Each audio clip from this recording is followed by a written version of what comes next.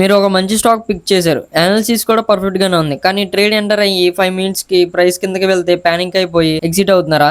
లేదా 1000 ప్రాఫిట్ పెంచిన వెంటనే ఇంకా ప్రాఫిట్ వస్తుందేమో అని హోల్డ్ చేసి చివరికి అదే ట్రేడ్ లో లాస్ బుక్ చేస్తున్నారా? అయితే ప్రాబ్లం మీ స్ట్రాటజీలో కాకపోవచ్చు. ప్రాబ్లం మీ ట్రేడింగ్ సైకాలజీలో ఉండొచ్చు. ఎందుకంటే మార్కెట్ లో మనీ మేక్ చేయడానికి మంచి స్ట్రాటజీ ఒకటే సరిపోదు. మీ ఎమోషన్స్ ని కంట్రోల్ చేయగలగాలి. ఈ వీడియోలో fear, greed, FOMO, revenge trading, over trading లాంటి సైకలాజికల్ మిస్టేక్స్ ఏంటి, వాటిని ప్రాక్టికల్లీ ఎలా కంట్రోల్ చేయాలో రియల్ లైఫ్ ఎగ్జాంపుల్స్ తో డీటెయిల్ గా చూద్దాం. అయితే ఈ వీడియో చివరి వరకు చూడండి. ఎందుకంటే చివరిలో నేను ఒక simple trading psychology check list కూడా ఇస్తాను. అందులో ఫస్ట్ ది ట్రేడింగ్ సైకాలజీ. ముందుగా ట్రేడింగ్ సైకాలజీ అంటే ఏంటో సింపుల్ గా అర్థం చేసుకుందాం. ట్రేడింగ్ సైకాలజీ అంటే మార్కెట్ లో ప్రాఫిట్ లేదా లాస్ వచ్చినప్పుడు మన మైండ్ ఎలా రియాక్ట్ అవుతుంది, అదే ట్రేడింగ్ సైకాలజీ. సపోజ్ మీరు ఒక స్టాక్ ని 500 కి బై చేశారు. మీ అనాలిసిస్ ప్రకారం టార్గెట్ 550, కానీ స్టాక్ 500 నుంచి 480 కి పడిపోతుంది. ఇక్కడ ఇద్దరు ట్రేడర్స్ ఉంటారు. అందులో ట్రేడర్ 1, నా స్టాప్ లాస్ 475, అక్కడ వరకు వెయిట్ చేస్తా. ఇంకా ట్రేడర్ 2, అయ్యో ఇంకా పడిపోతుందేమో అని సెల్ చేసేస్తా. ఇద్దరికి సేమ్ మార్కెట్, అలాగే same stock, same price moment, కానీ డెసిషన్ మాత్రం డిఫరెంట్. ఎందుకు? ట్రేడింగ్ లో మన బిగ్గెస్ట్ ఎనిమీ మార్కెట్ కాదు, చాలా సార్లు మన ఓన్ ఎమోషన్స్. అందుకే సక్సెస్ఫుల్ ట్రేడర్ కావాలంటే చార్ట్ రీడింగ్ తో పాటు మైండ్ రీడింగ్ కూడా నేర్చుకోవాలి, ముఖ్యంగా మన ఓన్ మైండ్. ఇంకా రెండో టెక్నిక్ గురించి మనం మాట్లాడుకోవాలి. ట్రేడింగ్ సైకాలజీని ఇంప్రూవ్ చేయడానికి first technique, before entering the trade stop loss decide చేయండి.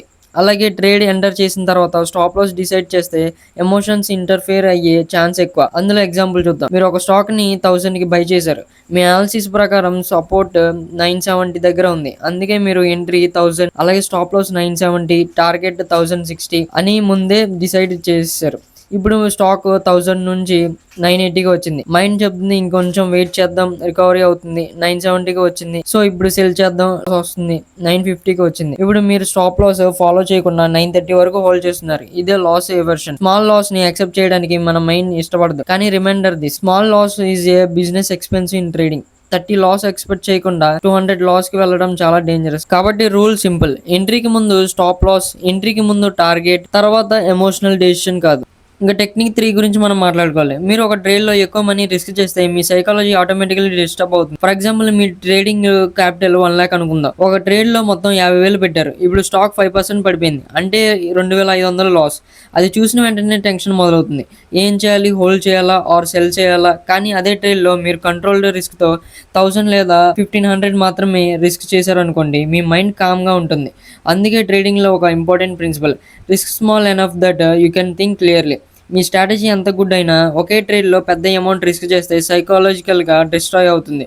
మీరు బిగినర్ అయితే ఎస్పెషల్లీ క్యాపిటల్ని ప్రొటెక్ట్ చేయడం ఫస్ట్ ప్రయారిటీ అనుకుంటే, సో అలాగే సెకండ్ ప్రయారిటీ కూడా మనం చూసుకోవాలి. ఎందుకంటే క్యాపిటల్ ఉంటే నెక్స్ట్ ట్రేడ్ చేసుకోవచ్చు, క్యాపిటల్ పోతే గేమ్ లోనే ఉండలేరు. ఇక ఫోర్త్ టెక్నిక్. ఇప్పుడు చాలా కామన్ ప్రాబ్లం ఏంటంటే ఫోమో, అంటే fear of missing out. Suppose ఒక స్టాక్ మార్నింగ్ 100 దగ్గర ఉంది, ఒక న్యూస్ వచ్చింది, అలాగే స్టాక్ 100 నుంచి 110కి వెళ్ళింది. మీరు చూస్తున్నారు అలా అలా 115, 120. అప్పుడు మీ మైండ్, అయ్యో నేను ఎందుకు బై చేయలేదు, ఇంకా పైకి వెళ్తుంది అని వెంటనే 120 దగ్గర ఎంట్రీ తీసుకుంటారు. ఎంట్రీ తీసుకున్న వెంటనే స్టాక్ 115కి వచ్చింది. ఇప్పుడు ప్యానిక్, 110, 105, చివరికి లాస్. ఇక్కడ ప్రాబ్లం స్టాక్ కాదు, ప్రాబ్లం మీ ఎంట్రీ డెసిషన్.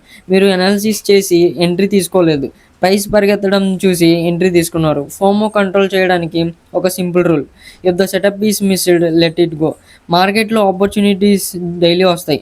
ఒక ట్రేడ్ మిస్ అయితే మార్కెట్ క్లోజ్ అయిపోదు, టుమారో ఇంకో ఆపర్చునిటీ ఉంటుంది. మీరు ట్రైన్ మిస్ అయితే నెక్స్ట్ ట్రైన్ వస్తుంది. అలాగే మార్కెట్లో కూడా నెక్స్ట్ సెటప్ కూడా ఉంటుంది. కాబట్టి missed trade is better then bad trade. ఈ లైన్ ని గుర్తుపెట్టుకోండి. ఇంకా టెక్నిక్ 5 గురించి మనం మాట్లాడుకోవాలి. ఇది చాలా డేంజరస్, సైకలాజికల్ ట్రాప్ కూడా అనుకోవచ్చు. సపోజ్ మార్నింగ్ మీకు 2000 లాస్ వచ్చింది.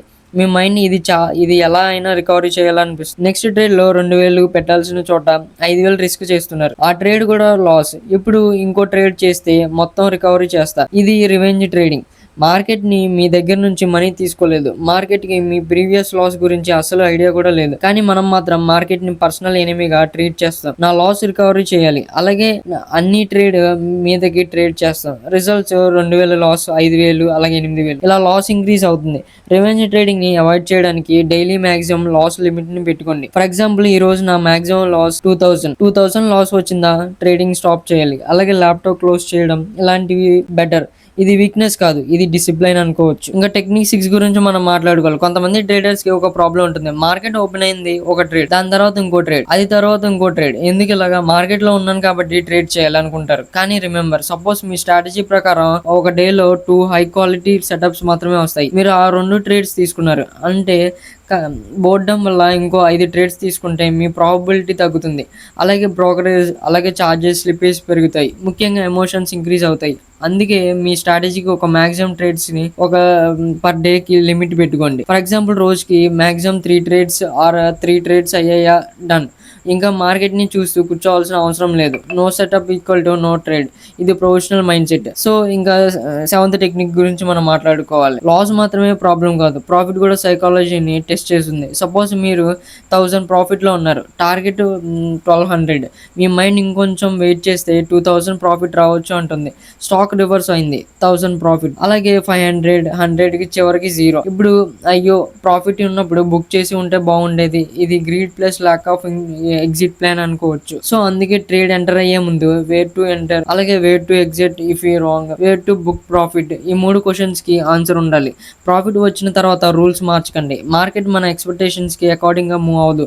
అందుకే సో ప్లాన్ చేయాలి. ఇంకా టెక్నిక్ 8, ట్రేడింగ్ లో ఒక very important concept. No strategy wins 100% of the time. Suppose మీ స్ట్రాటజీకి హిస్టారికల్ గా 60% విన్నింగ్ ప్రాబిలిటీ ఉంచుకుందాం.